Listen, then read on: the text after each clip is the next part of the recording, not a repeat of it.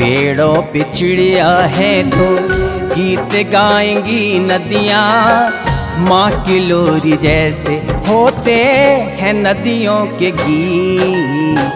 आओ सुनते हैं गाड़ गदिनों के सुरीले गीत, आओ सुनते हैं गाड़।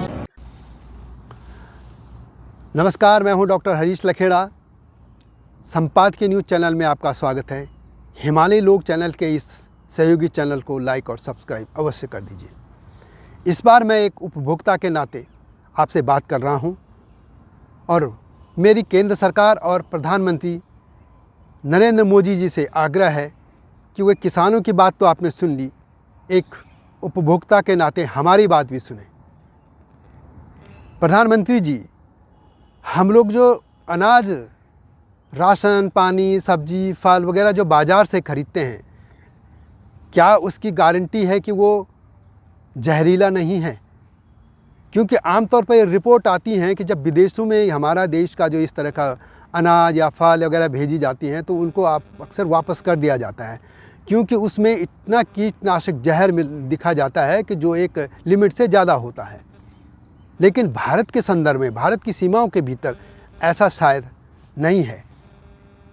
मेरे मन में एक प्रश्न आता है कि आखिर उत्तराखंड के दूर दराज के गांव या झारखंड, उड़ीसा, छत्तीसगढ़ जैसे दूर दराज के जो आदिवासी इलाके हैं या नॉर्थ ईस्ट के जो दूर दराज के प्रकृति के निकट रहने वाले लोगों के जो हैं, उनको भी कैंसर कैसे हो जा रहा है?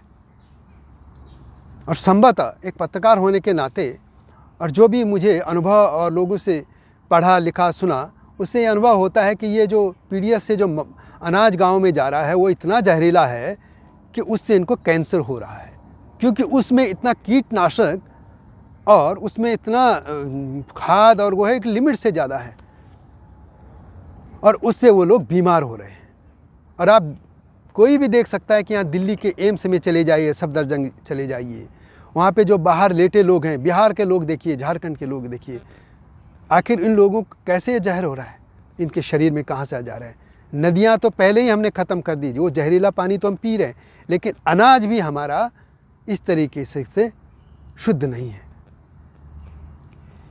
तो मेरा यही कहना है कि किसान आंदोलन जो चल रहा है और उनकी मांगे अपनी जगह हो सकती हैं, सरकार कर लेगी। मैं एक उपभोक्ता के नाते किसानों से भी ये कहना चाहता हूँ कि भाई, क्या आप लोग हमें कौन सा अनाज खिलाते हैं? एक उपभोक्ता के नाते मेरा ये पूछने का हक है। जो किसान आंदोलन चल रहा है, इसके बारे में मैं सिर्फ इतना ही कहूँगा कि किसान जो आंदोलन कर रहे हैं वो ठीक है, उनकी मांगे हैं, जो भी है, सेंटर ने कुछ मान ली, बिल वापस ले लिए, ये अलग बहस का मुद्दा है। मैं सिर्फ एक उपभोक्ता के नाते ये कह रहा हूँ कि या ये जो किसान हैं इतनी मांगे कर रहे हैं, क्या वे उपभोक्ताओं को जहर रहित अनाज उपलब्ध करा रहे हैं? क्या ख़ास तौर पर ये जो पंजाब और हरियाणा के किसान हैं, मैं उनसे ही पूछना चाहता हूँ कि क्या वे उस अपनी खेतों में उगाए उस अनाज को खाते हैं जो वे पीडीएस में बेचते हैं के माध्यम से लोगों को मिलता है? मैं दिल्ली का एक अनुभव बता रहा हूँ कि हम जब भी चक्की में जाते हैं तो हम कहते हैं हमें मध्य प्रदेश का गेहूँ चाहिए। मुझे लगता है संभवतः यही हालत है, कोई भी हरियाणा और पंजाब का गेहूँ नहीं खरीदना चाहता। और उसके पीछे हम पूछते हैं आखिर क्या कारण है, तो लोग यही कहते हैं कि उसमें बहुत ज़्यादा कीटनाशक और खाद का इतना इस्तेमाल है कि वो खाने लायक नहीं होता। और मैंने तो यह भी सुना है कि पंजाब और हरियाणा के जो किसान हैं वे अपने खेतों में जिस अनाज को मंडियों में बेचते हैं उसे स्वयं नहीं खाते, वे जो खुद खाते हैं उसके लिए अलग से उगाते हैं, उसमें वो गोबर का इस्तेमाल करते हैं। आखिर ऐसा क्यों? ये दो तरह का ऐसा क्योंकि लोगों के लिए जो भी हम बेचें उसे कोई जांच न हो, उसमें जहर हो, ऐसा क्यों होना चाहिए?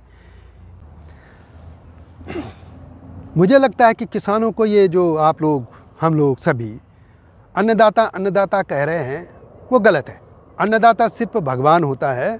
अन्नदाता ये अन्न उत्पादक हैं, मैं उन किसानों की बात कर रहा हूँ जो बहुत बड़े पैमाने पर अपने खेतों में कीटनाशक और खाद का प्रयोग करके और जो हज़ारों हज़ार क्विंटल अनाज बेचते हैं। मैं छोटे किसानों की बात नहीं कर रहा हूँ जो अपने घरों के आसपास और ये जो गोबर या दूसरे उससे कर रहे हैं। मैं सिक्किम के लोगों की बात नहीं कर रहा हूँ। सिक्किम पहला ऐसा राज्य है जो पूरी तरह से ये खाद और कीटनाशक से मुक्त है। वो ऑर्गेनिक प्रदेश है। वहाँ पे पूरी तरह से जो फसल और वहाँ पे खेत में जितना भी सब्जियां हो, फल हो, अनाज हो उगाया जा रहा है वो ऑर्गेनिक तरीके से उगाया जा रहा है। इस तरह का जब ये अनाज वहाँ उगाया जा सकता है तो अन्य क्षेत्रों में क्यों नहीं। और एक सवाल ये कि आखिर हम लोग मध्य प्रदेश का ये गेहूँ क्यों मंगाते हैं। मैं पंजाब और हरियाणा के किसानों से सिर्फ एक चीज़ जानना चाहता हूँ कि वे अपने खेतों में जो अनाज उगाते हैं और जिसे वे मंडियों में बेचते हैं, क्या वे उसे खाते भी हैं? क्योंकि उसमें इतना कीटनाशक और खाद होती है कि संभवतः मुझे लगता नहीं कि वे खाते हैं। वे अपने लिए अलग से अनाज उगाते हैं, सब्जियां उगाते हैं, उसी को खाते हैं।